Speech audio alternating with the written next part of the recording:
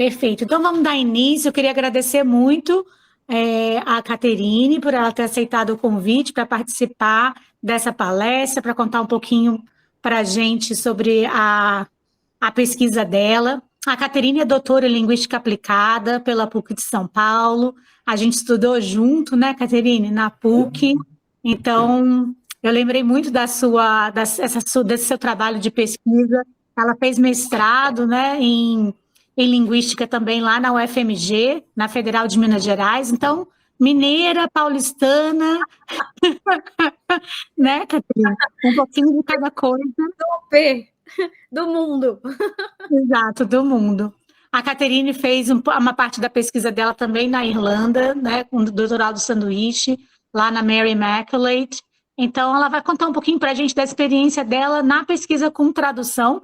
Eu sei que não foi o tema, né, Caterine, da sua tese no doutorado, mas é uma pesquisa que você tem carinho e eu acho que vai interessar bastante para os tradutores aqui e para todo mundo interessado em tradução. Então, seja bem-vindo, obrigada por aceitar o convite. Ai, muito obrigada pelo convite. Eu adoro vir aqui falar para vocês.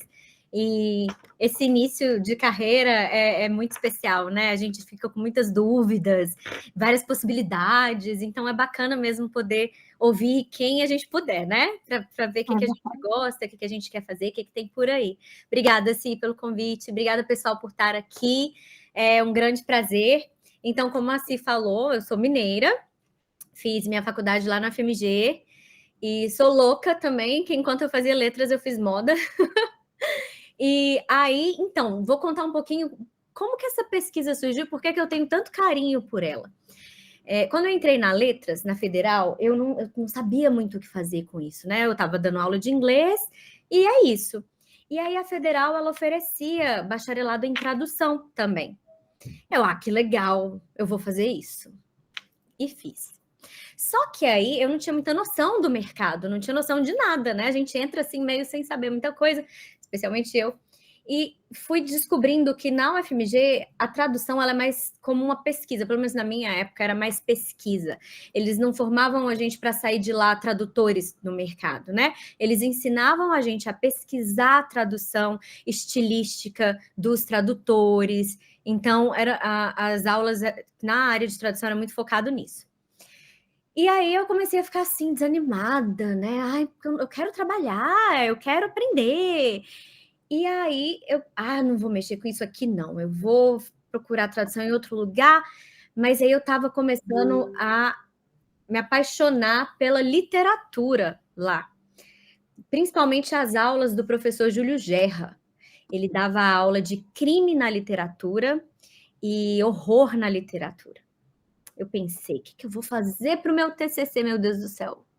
Vou fazer na literatura. Mas eu estava na tradução e ele, eu não posso te orientar nisso, minha filha. Não tem, o que eu vou fazer? E nessa mistura de coisas que eu estava fazendo, eu estava descobrindo linguística de corpos com uma professora que foi minha orientadora no mestrado depois. Eu tenho um carinho imenso para ela. Eu falo que ela é a minha mãe da FMG, que é a Daisy Dutra. Com ela eu aprendi linguística de corpos. Ela ensina com a paixão, sabe, com amor a linguística de corpos. E eu comecei que eu sou uma seguidora dela. Sabe aquele professor que você admira e você quer seguir? Então, eu queria seguir a Daisy.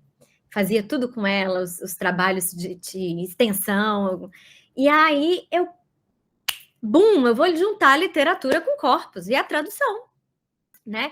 E aí também a professora Célia Magalhães, na FMG, que ela também é da área de tradução mesmo, ela também trabalha muito com corpos paralelos, a gente comparando uma tradução com a outra, o que esse tradutor fez aqui, que aquele outro também fez, e o texto fonte, o texto original, né? Eu sei que as nomenclaturas andaram mudando com o passar do tempo. Então, daí surgiu essa pesquisa, desse conhecimento com linguística de corpos, que foi o meu primeiro contato com linguística de corpos.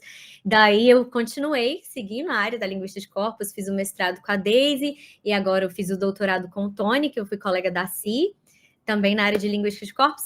Então, vamos lá que eu vou apresentar para vocês esse mistério do Edgar Allan Poe. Deixa eu compartilhar a tela. Eu posso compartilhar a tela, pessoal, aqui? Cadê meu slide? Gente, vocês anotem as perguntas para depois da apresentação da Caterine, tá bom? Vamos deixar para o final. Tá, eu tô tentando aqui no Meet, gente, não tô achando, é porque eu posso por window, né? Cadê o slide nessa window aqui? PowerPoint, PowerPoint, PowerPoint. E-mail. Não Acho que tá. tem três opçõezinhas do lado e a última é Entire Window, acho que Entire Monitor. Vai ter que ser a janela inteira, então, né? Porque aqui não apareceu a opção do PPT, só site. Só páginas da web. Deixa eu ver a tela inteira, então. Entire screen, vai ser, tá? Vocês conseguem ver a apresentação do slide aí? Sim, tá Eu dando não para tô ver. Tá, eu não tô vendo mais ninguém, ok? Só tô vendo meu slide, mas beleza. Se vocês tiverem dúvida, anota para perguntar depois. Então, muitíssimo obrigada pelo convite. O efeito de horror em duas traduções de The Black Cat, Edgar Allan Poe, um estudo lexical baseado em corpos. Agradecimentos ao professor Júlio Gerra, da literatura, que me apresentou o horror na literatura, a Deise Dutra, que me apresentou corpos, Célia Magalhães, a professora de tradução, a Universidade Federal de Minas Gerais, que foi onde eu fiz esse trabalho, a Faculdade da Cultura Inglesa, o grupo de vocês, que parabéns por esse grupo, que eu achei essa iniciativa incrível. Até trabalhos aí vocês já estão fazendo para mim, gente, vocês são show. E a professora Simone, por ter me convidado, lógico. Muito obrigada, pessoal. Então, vamos lá. Do outline dessa pesquisa, eu vou falar um pouco do Edgar Allan Poe, o Gato Preto, o estudo sobre o gótico, que foi muito importante para a gente poder decidir o léxico aqui que a gente iria pesquisar, um pouquinho da metodologia sobre linguística de corpos e os estudos da tradução, baseado em corpos, resultados da análise e a conclusão. Então, Edgar Allan Poe, que ele é famosíssimo por contos policiais, conto moderno, ficção científica, ele delineou novos caminhos para a literatura gótica nos Estados Unidos. Ele nasceu em Boston e é filho de atores viajantes, mas os pais dele morreram muito cedinho. E ele acabou sendo adotado por uma família de comerciantes de tabaco. Ele tinha mais 2 irmãos, porém, porque ele foi adotado, a família acabou separando, né? E eles foram parar em outras famílias. Ele teve problemas com álcool, e essas coisas a gente vê muito nos contos dele. Quem lê os contos de Edgar Allan Poe vai ver a presença disso nos contos dele. Ele escreve muito temas relacionados à morte, o horror sobrenatural, os desvarios da mente humana, possivelmente inspirados no seu próprio tormento, né? nas coisas que ele viveu. Então, aqui são algumas citações, né, do que falam sobre o Poe. Poe lendário é visto como um ser mórbido, figura misteriosa, à espreita nas sombras dos cemitérios, ao luar ou castelos em ruínas. Tem gente que já fala, Poe escolhe sentimentos que são comuns a nós. Raiva, desconfiança, o desejo de matar aquilo que lembra algo ruim. Há uma correspondência direta entre Poe e os seus narradores. Então, quando ele tem um narrador, que geralmente é a primeira pessoa, tem uma ligação muito grande com ele. Seus contos são de efeitos emocionais, os personagens, a ação, a atmosfera, etc. Tudo nele converge para despertar uma emoção no leitor.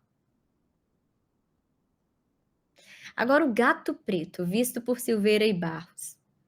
Gato Preto é uma figura fortemente ligada à questão de superstição, né? A gente já sabe, tem 7 vidas, traz má sorte, é companheiro de bruxas, aliados de demônio. Então, o Gato Preto, tadinho, né, gente? Um bichinho tão lindo, carrega tanta coisa, tanta superstição de terror.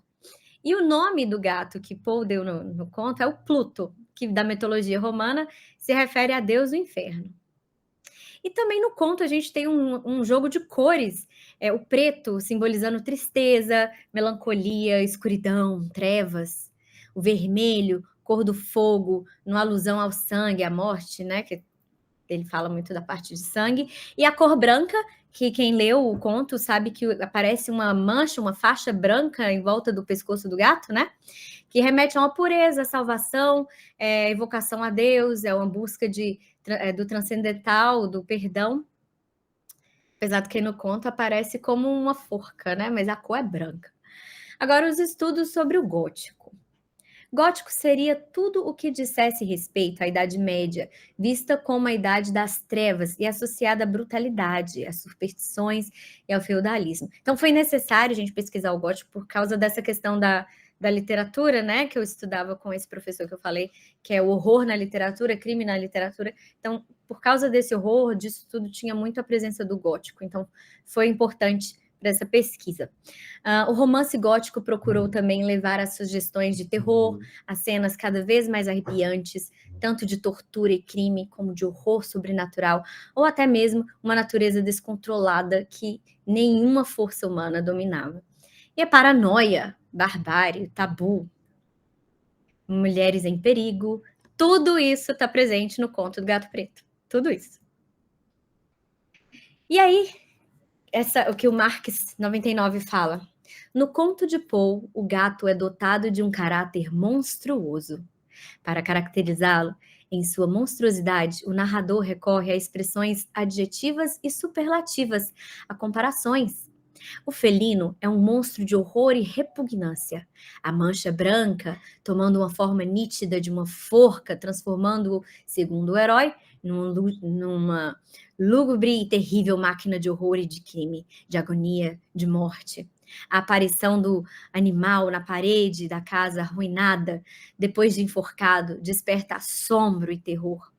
Torna-se um gato gigantesco, que os curiosos qualificam com vocábulos tais como estranho, singular, com repetição sinistra do primeiro pelo segundo gato, o protagonista sente inenarrável horror, fugindo em silêncio de sua presença, como se fugisse de uma peste.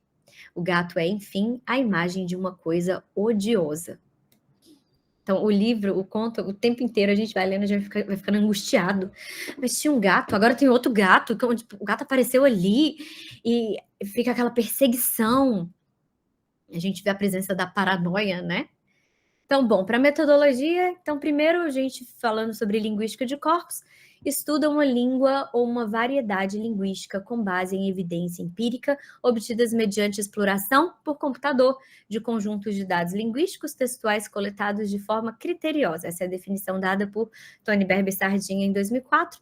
E estudos da tradução baseado em corpos, inspiração tanto à linguística de corpos como aos estudos descritivos da tradução, Corpus-Based Translation Studies Theory Findings Application surgiu na busca pela constituição de uma metodologia de pesquisa mais coerente e efetiva, metodologia inovadora, aspectos indicativos de presença da voz do tradutor. Lembra que eu falei que no FMG a gente estuda muito isso, a estilística do tradutor, do escritor, a gente compara muito as traduções.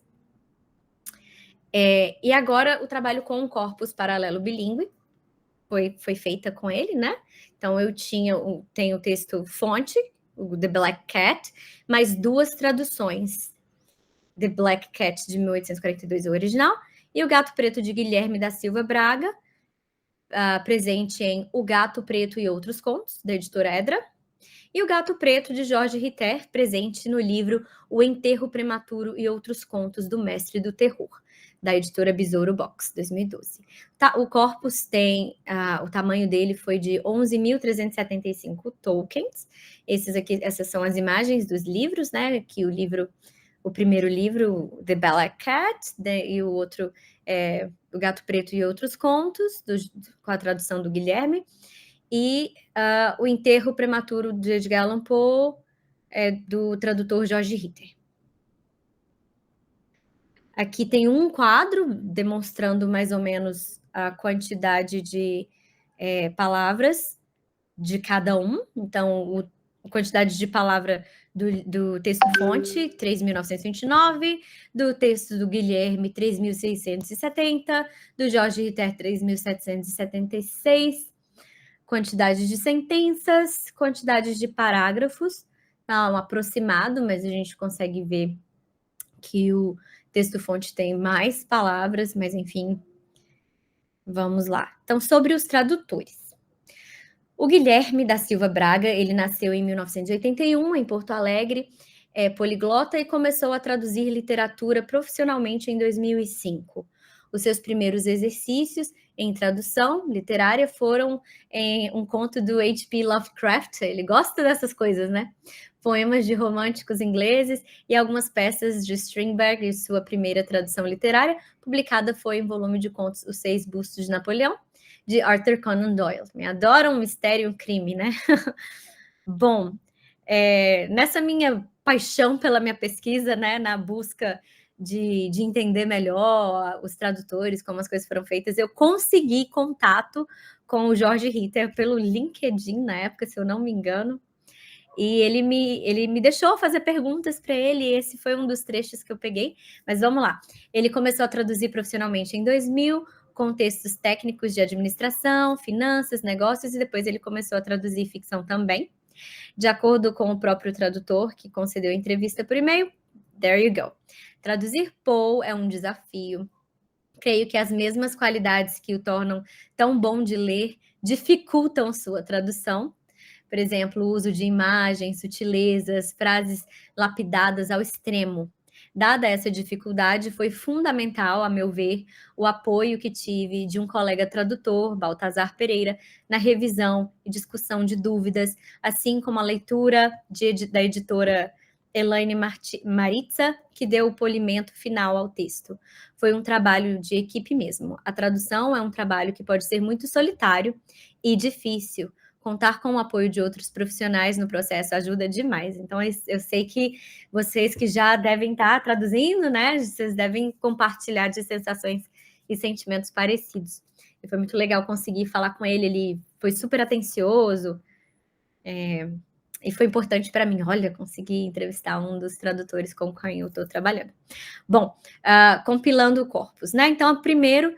Bom, gente, esse trabalho... Ele é de 2013, tá? Então tem algumas ferramentas antigas aqui que a gente hoje já tem mais novas que a gente está usando. Mas na época ele foi preparado primeiro no Word, 2010, depois passou por uma correção manual dos contos, etiquetagem de itálicos, depois a gente passou tudo para o TXT, o TS8, que é o que a gente ainda usa hoje, antes de passar por qualquer análise. Na época foi usado o Wordsmith Tools 6.0, ele era pago na época, hoje eu acho que a gente tem acesso gratuito. Na época eu usei com a assinatura da minha professora, não lembro se foi da Célia ou da Adriana pagando, mas eles me cederam acesso. Hoje a gente também tem o Anticonf, né, que a gente usa bastante, que ele é gratuito, mas acho que o Wordsmith Tools novo também está permitindo isso. Só gratuito, é só até o 4.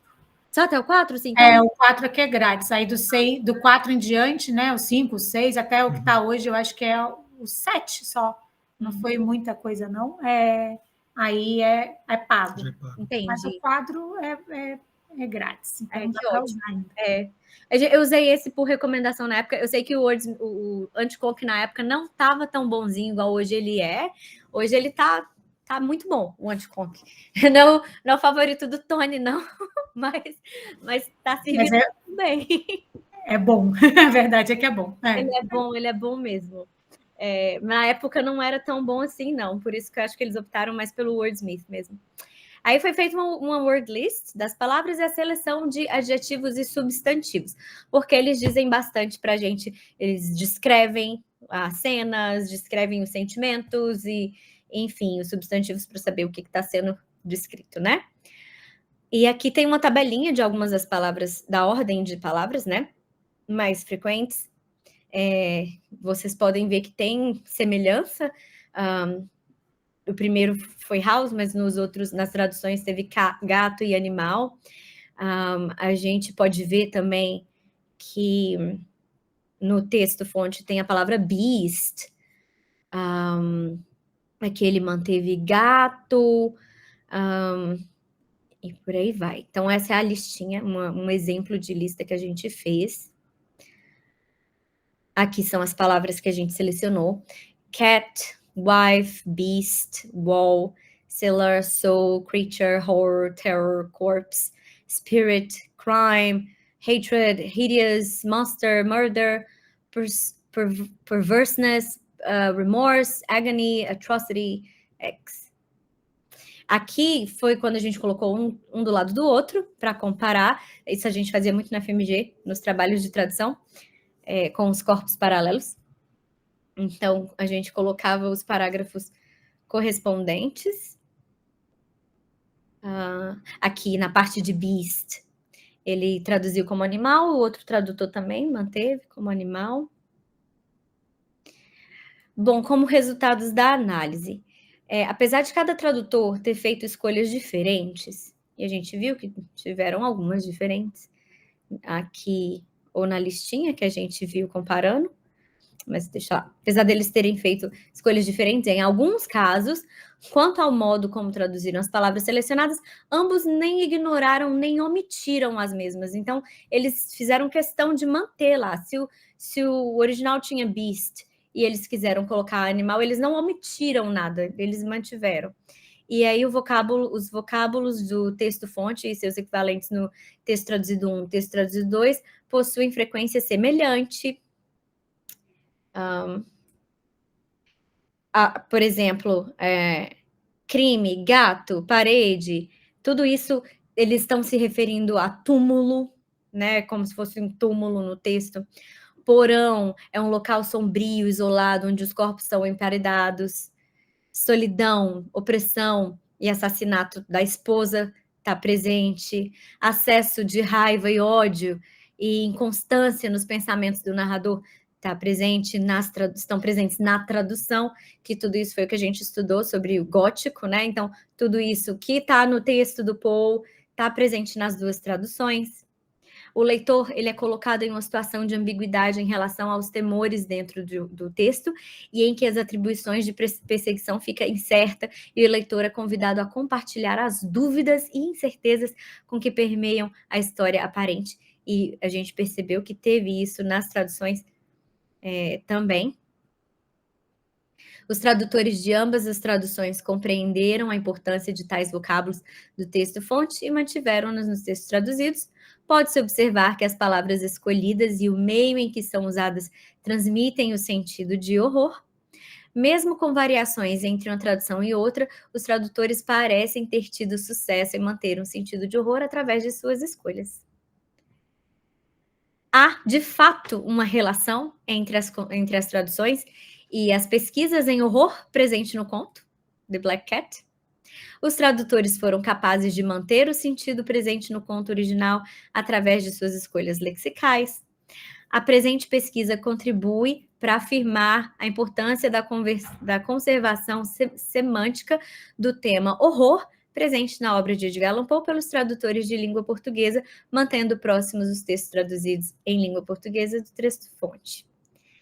E é isso. Muito obrigada pela presença de vocês. Estou aberta às dúvidas. That's it. Ai, bota de novo essa última imagem, Caterina. Tá muito bom.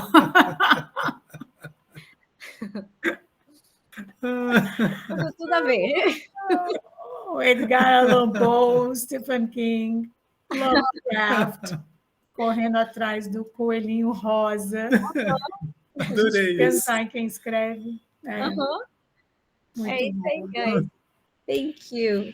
Eu deixo compartilhando, eu paro, eu não estou vendo ninguém. Para você ver, a gente faz perguntas, mas talvez a gente queira voltar em alguma parte, não, gente? No problem. Qualquer coisa você abre. Deixa eu ver vocês agora. Agora estou vendo vocês. Yes. Caterine, esse é o professor Luciano, não apresentei ele para você. Tudo bem, Caterine, muito prazer. Então, a gente estava tentando lembrar da história, né, do Black Cat, aí eu acho que ele mata, né, o gato, e o gato volta para assombrar ele, né, gente? É essa história que vocês lembram dessa escola. Aí, quando você falou aqui, né, para lembrar que é uma história de horror, mas é só um gatinho fofinho, porque para a gente sempre é um gatinho fofinho, mas esse é um gatinho fofinho que volta para assombrar a pessoa, né? totalmente. Eu Arranca o olho do gato. Não. E empareda o gato, não é? Não passa uma massa, não parece que tem a coisa da parede ser túmulo, né? Isso, e a esposa junto. Ah, é. Uhum. Deixa eu ver aqui, tem um comentário do Leonardo, ele falou, uma coisa interessante, essa narração, por forma do gênero de horror, pode ser algo comum para aqueles que são leitores bastantes aqui. De histórias de terror. Porém, naquela época não existia texto de terror como a gente conhece hoje, é verdade, né? É verdade. Era mais forte para a época do que hoje, talvez. Não sei. Para quem é muito fã do horror, eu acho que é lugar comum. Acho que hoje é mais problema matar o bichinho do que ser a história de terror do bichinho voltar para... Exatamente. Hoje é feio fazer isso. Não é? Matar o bichinho hoje não, pode matar a pessoa. Agora, o bichinho eu acho que causa mais horror do que uma... Não é, gente? Não? Eu fico aqui me perguntando. Eu estava me perguntando aqui, pensando, né? Se uma pessoa que traduz esse conto, aquele super amante dos felinos, né? Tadinho, se essa tradução também não acaba sofrendo interferência, né? Desse amor incondicional, digamos assim, eu não sei. Porque o que você mostra é justamente isso, essa escolha, a importância da escolha, né? Para que você consiga traduzir terror por terror, né? E não fazer uma coisa que isso não chegue até nós como terror, né? Enfim. É verdade, é importante chegar na gente do que o autor queria que chegasse, né? Isso é importante, faz sentido mesmo. Tem mais perguntas? Vamos ver se tem. O Leonardo ainda falou a mesma com a sua subjetividade, né? Botar a mesma ideia. Tem um slide que você mostrou, Caterine, que aparece, acho que só 10 vezes a palavra cat no inglês. Deixa eu voltar lá. E depois, na tradução, aparece tipo uma com 11 palavras e outra com 21. Quer dizer, ele acrescentou a palavra gato mais vezes do que... Essa daqui? Qual foi? Isso. É essa daí, tá vendo? Olha, o Guilherme, ele usou a palavra gato 21 vezes, mas no original só tem 10. E depois, na tradução do Jorge, só tem lá embaixo, lá 11 vezes. Você ainda acrescentou mais. Talvez tenha usado, sei lá, pronome para colocar, mas ele... pronome, talvez, né? É porque o texto original, ele também chama o gato de beast, né? Então tem 8 beasts aqui. E eles não colocaram... Eles foram por gato, né? Para quando era beast. Eles foram para animal. É verdade, 18 vezes animal e só aparece 7, né? No original. Acaba parecendo um pouco uma suavidade, se suavizou um pouquinho, maybe. A Milena falou isso, lá parece que houve uma aliviada, né? Porque, no caso, o gato vira, tipo, apesar dele ter sido assassinado, meio vilão, porque ele... Sim. Né, ele, tipo, para quem está escrevendo a história, né? É tipo, nossa, o gato volta. Então, é ele que assombra a situação, né? Mas você vê essa paranoia do autor, né? Do narrador. Ele está em constante paranoia. Sim. Em relação ao gato. Ele começa a ver o gato e a gente não tem certeza se ele está realmente vendo o gato, se aquilo é o gato mesmo ou não. Vai gerando essa dúvida, né, enquanto você está lendo. Me fez lembrar o Machado de Assis, né? Quando ele escreveu o Memórias Póstumas de Brás Cuba, tem uma cena, fica pensando que é um filme, mas não, no livro, né? Tem uma parte do livro que ele está com febre, né? Logo antes de morrer, e aí o gatinho dele está nos pés da cama. E aí ele imagina o gatinho que é um rinoceronte indo para trás, para cima dele.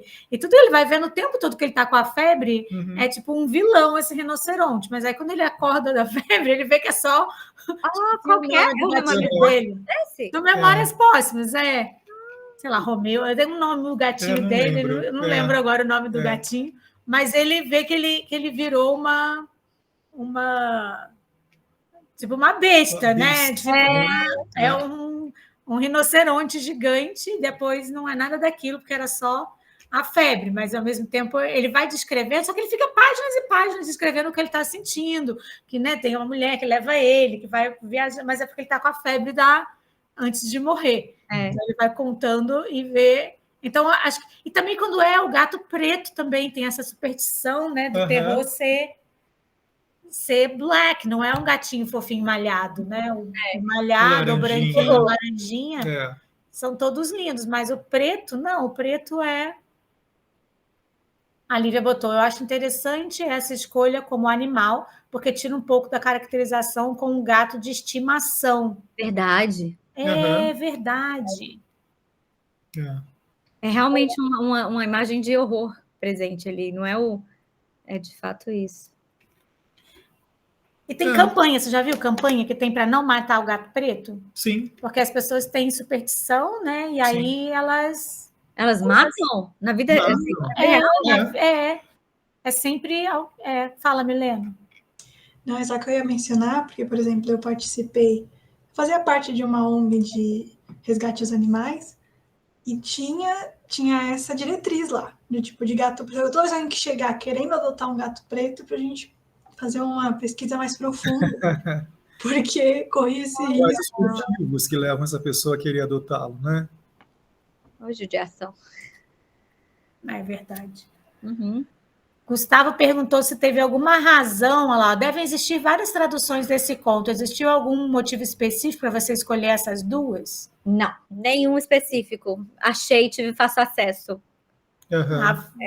Acontece muito no conto. O acesso mesmo. É o que tem, né?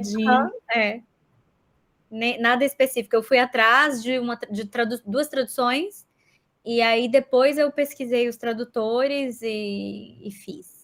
Não foi... vou pesquisar o tradutor tal, porque eu conheço ele. Não teve isso. Acho que é interessante pensar que para um TCC, esse volume de trabalho, que é pegar um texto e as duas traduções e comparar, já é o suficiente. Se estivesse fazendo, né, uma dissertação, talvez teria que pegar, ou uma tese, teria que pegar todas as traduções e depois ainda propor uma sua. Né? E pesquisar mais a fundo, mais detalhe, mais tudo. Mas para um trabalho de TCC é o suficiente para você comparar as duas, e mesmo assim a gente já vê uma divergência, né? Apesar deles terem feito traduções similares, ter mantido o horror, tipo, as escolhas lexicais são diferentes, né? Cada um escolhe dizer com as suas próprias palavras, né? Na tradução, isso que eu acho sempre... Se fosse feita uma pesquisa da estilística, né, do tradutor, a gente poderia até conhecer mais sobre eles, o que leva cada tradutor a fazer as escolhas que eles fazem, né, o estilo da escrita deles, né, mas não foi uma coisa feita, mas se fosse, né, conhecer, aí talvez a gente até chegasse num porquê, os tipos de texto que o Guilherme escreve, ele tende a traduzir mais assim, fazer esse tipo de escolha, né? É verdade. É válido até para aprender. Eu achei muito válido isso para aprender dos tradutores em si, do trabalho, né? Até a experiência de poder ter entrevistado um deles. Foi uma experiência legal para saber mais do mundo, né? Da tradução. A experiência que ele revelou, né, do trabalho que ele teve ao traduzir, ele precisou de alguém para ler o texto para ele teve um amigo que, né, então tem tudo isso por trás, que eu acho válido para quem está começando, né, conviver, descobrir. Acho muito legal você ter mencionado que vocês davam bastante atenção à análise contrastiva, né, questão estilística, porque não é tão simples, né? Quando você coloca texto lado a lado para comparar, no início, quando você está começando o curso, ela fala, não, mas é tudo igual, ele só traduziu diferente. Então, é um treino do olhar também né? Então, eu acho que as ferramentas de corpus, elas podem ajudar e facilitar muito nesse sentido, né? Desenvolver esse olhar para esses detalhes, né? Coisa que só a gente pegando um livro lá e lendo, assim, a gente não... Não. É verdade, muito menos preciso e mais difícil. Né? Priscila falou, o animal na tradução era acompanhado por esse animal ganha uma carga diferente no português. Eu não li nenhuma tradução do conto, mas achei legal. Uhum. É verdade. Nessa parte dá para a gente comparar, né? Em speaking of his intelligence, ao falar de sua inteligência, o outro botou igual, ao falar de sua inteligência. My wife, who at heart was not a little tincture. Não era, como é que é? Cadê? Minha esposa, que tinha o coração um tanto maculado por crendices. A miúde pensava a antiga crença popular segundo a qual todos os gatos pretos seriam bruxas disfarçadas. Aí já o Jorge, ao falar da sua inteligência, minha esposa, que em seu íntimo não era inclinada à superstição, fazia frequentes alusões à antiga noção popular que julgavam serem todos os gatos pretos bruxas disfarçadas. Ficou mais leve a tradução do Jorge do que do Guilherme, né? As palavras são mais simples, as escolhas que ele fez. Mas um amiúde mandou bem, né? Acho que Edgar Allan Poe falaria um amiúde. Não, ele foi mais Edgar, né? Não é? Dá uma ideia de que vou usar esse amiúde. A gente fala para não julgar o livro pela capa, mas deixa eu ver se eu acho aqui. Onde é que eu coloquei? Não, tá mais em cima. Me parece, lembrando aqui agora, que a tradução a mais light lá, ela foi feita... Gente, onde é que eu pus? As capas, mais na frente. Eu quero as capas. Me parece que é mais... Você vai ver a capa. Parece o público é mais... Talvez mais jovem, olha para a capa, mais alegre. Esse livro aqui, não dá para ver, ele é um livro maior. Já o livro do Guilherme, ele é um livrinho mais de bolso, sabe? Ele é menorzinho. Então, talvez o público também era uma coisa que eu podia até ter mencionado ou pesquisado, eu não fiz. Mas eu acredito que esse daqui, o do Peter, ele é para um público mais jovem, talvez, não sei. A Milena falou que tem divergência de sentido. Volta lá na tradução, onde está alinhado. Caterine, para a gente ver. O que você achou, Milena, aí? Aqui em uma tradução a esposa é supersticiosa, na outra não. Deixa eu ver. Tá vendo aí, ó? Não era inclinada à superstição, né? A segunda. Então era maculada. A outra maculada por crendices, é verdade. Um está dizendo que ela era e a outra está dizendo que ela não era. Exato. E está dizendo que ela é tinctured with superstition. O que quer dizer essa palavra? Acho que é tingida, talvez. Tem a ver com tingida? Quer dizer, então, Guilherme está mais literal, exato, né? É verdade. Porque ela segue falando de uma superstição, né? Que é o gato preto, serem bruxas. Então não faz muito sentido ela não ser supersticiosa, mas ficar mencionando, né? Que todos os gatos são bruxas, né? Disfarçadas. Tadinho do gato, até hoje, né? A Lívia quer falar alguma coisa. Pode falar, Lívia. Oi, Lívia. Oi, pessoal, tudo bem? Oi, Caterine! Tudo bem? Tudo jóia. Pessoal, deixa eu me apresentar, vocês não me conhecem aqui, a Priscila é minha amiga, me convidou para vir assistir essa apresentação, porque, coincidentemente, eu conheço a Catarina de muitos anos atrás, né? Gente, é uma história uma lata de ervilha, olha só isso. Mas eu sou formada em letras também, formei na UFLA, na Federal de Lavras, não faço parte da faculdade de vocês, mas foi um convite muito especial que a Pri me fez e que eu super aceitei vir aqui assistir por vários motivos, mas principalmente por ser a Caterine, né, que eu gosto demais dela, e também por ser Edgar Allan Poe, porque é o meu autor favorito, né, coincidentemente também, e eu até cheguei a comentar com a Caterine, quando eu falei para ela que eu ia estar aqui assistindo a apresentação dela, que coincidentemente o meu TCC na faculdade também foi sobre Edgar Allan Poe, e também foi usando corpus paralelo, né, fazendo uma comparação com um poema original dele, o Annabel Lee, e a tradução de Fernando Pessoa. Inclusive, meu orientador puxou minha orelha, me perguntou se eu teria coragem de criticar Fernando Pessoa. E sim, tive essa coragem. Mas eu queria acrescentar aqui um pouco da minha experiência também com o Edgar Allan Poe na discussão, né? Gostei demais do seu trabalho, Caterine. Trabalhamos com o Edgar Allan Poe, mas trabalhamos em vertentes diferentes. Você trabalhou com um conto, eu trabalhei com uma poesia dele, né? E queria acrescentar que o que eu acho muito interessante no Poe, um dos motivos dele ser o meu autor favorito, né? É que você consegue sentir essa diferença dele, de como ele usa os próprios escolhas lexicais dele, de como ele faz esse uso, né, para puxar esse sentimento no leitor. A gente consegue ver essa diferença, inclusive dentro da própria obra dele, né? A gente vê que nas poesias ele costuma ter um tom mais melancólico, né? As poesias dele são bem mais melancólicas. Inclusive o Corvo, que é a poesia mais famosa dele, né? Tem um tom bem mais melancólico do que nos próprios contos. Os contos dele já são voltados para o horror, né? Então, eu gosto muito de fazer essa comparação, principalmente do Edgar Allan Poe, de fazer essa comparação do original com as traduções, acho extremamente válido. Conta pra gente um pouquinho o que você falou no seu TCC, resume. Ai, sim! Se vocês Conta, quiserem Lívia. saber, conto. Gente, uma poesia diferente mesmo no conto, né? Essa ideia é boa da gente ver Total. diferenças, né?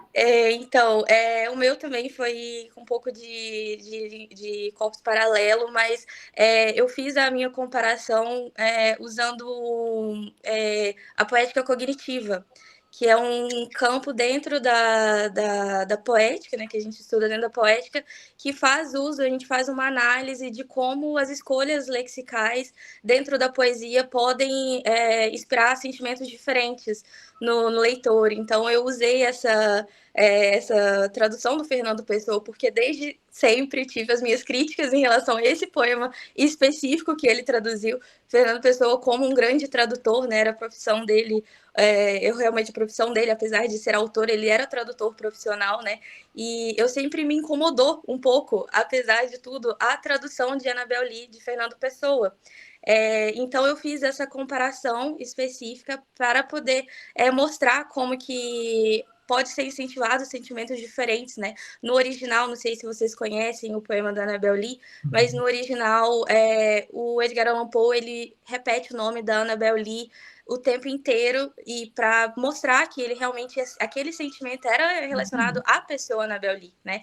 Já na tradução de Fernando Pessoa omitiu todos os nomes da Annabel Lee. Ele não usa na tradução dele os nomes da Annabel Lee. O nome da Annabel Lee aparece só no título. E você entendeu o porquê que ele pode ter feito isso? Sim, eu entendi, porque foi mais uma escolha do Fernando Pessoa como autor, na verdade, do que como tradutor, né?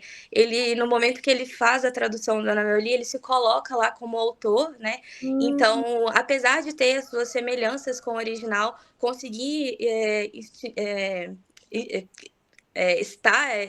sentimentos no leitor da mesma forma que Edgar Allan Poe consegue, mas você não consegue ter aquele sentimento em relação à pessoa Annabel Lee, mas sim em relação a uma figura feminina, que no decorrer da tradução dele não fica explícito que é a pessoa Annabel Lee, né? Então, essa foi a minha principal crítica em relação a tradução de Fernando Pessoa da Annabel Lee.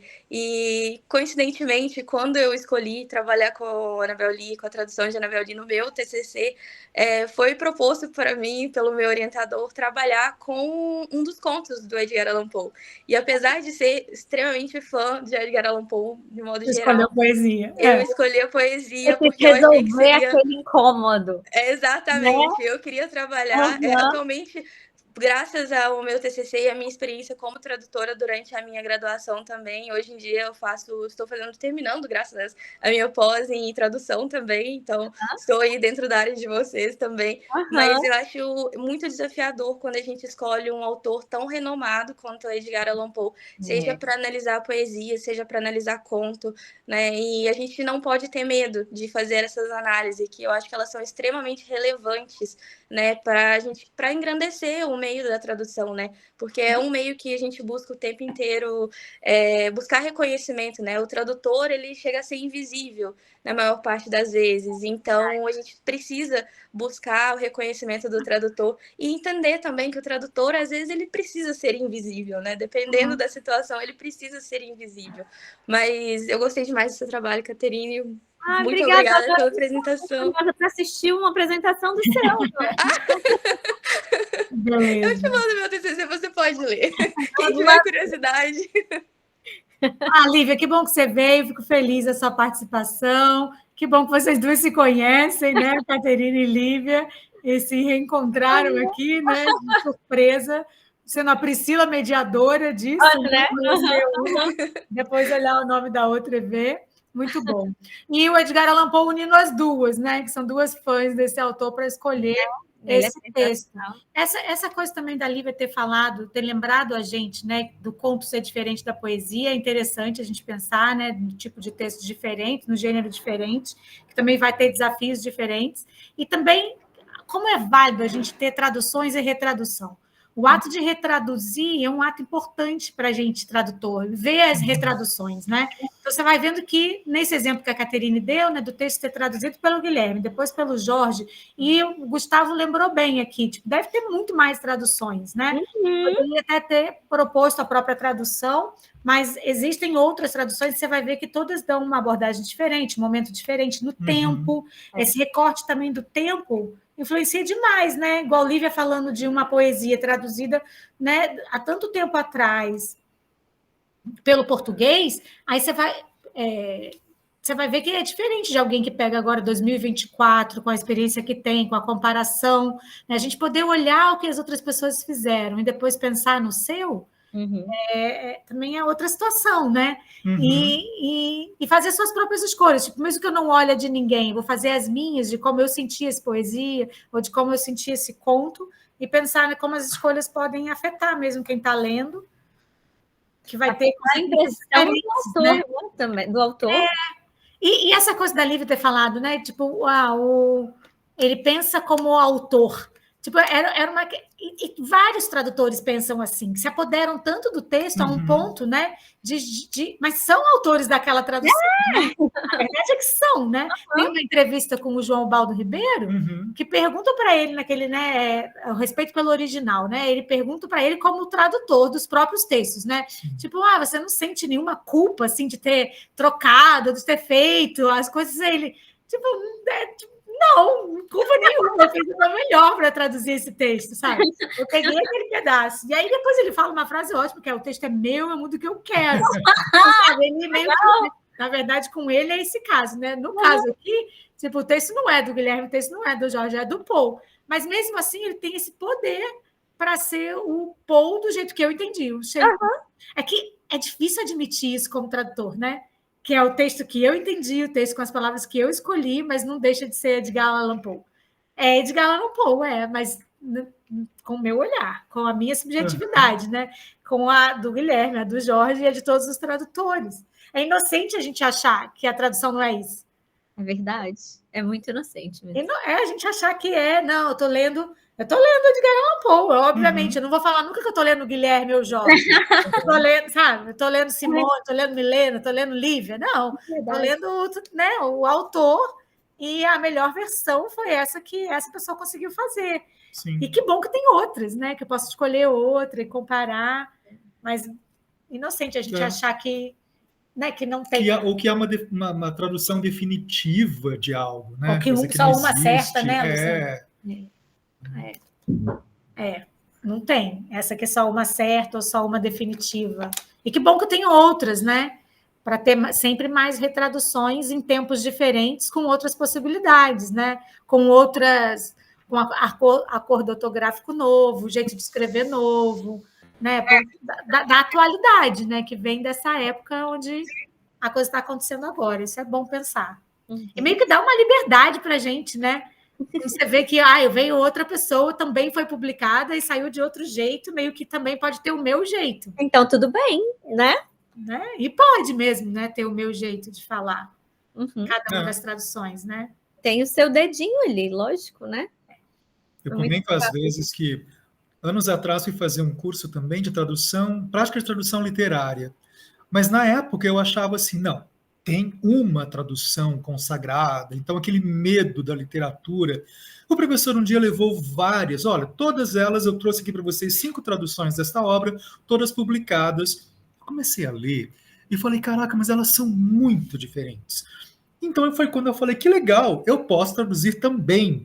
Sabe aquele medo da literatura, que parece que você tem que ser algo, né? Então, estar num lugar diferente para conseguir fazer uma tradução literária, como se... E, na verdade, não é assim. Obviamente, se requer estudo e tudo mais, e preparo, mas não é algo inalcançável, inatingível, né? Como se o que está publicado fosse necessariamente definitivo ou melhor. Não, são apenas traduções que refletem olhares numa dada época, num dado local, né?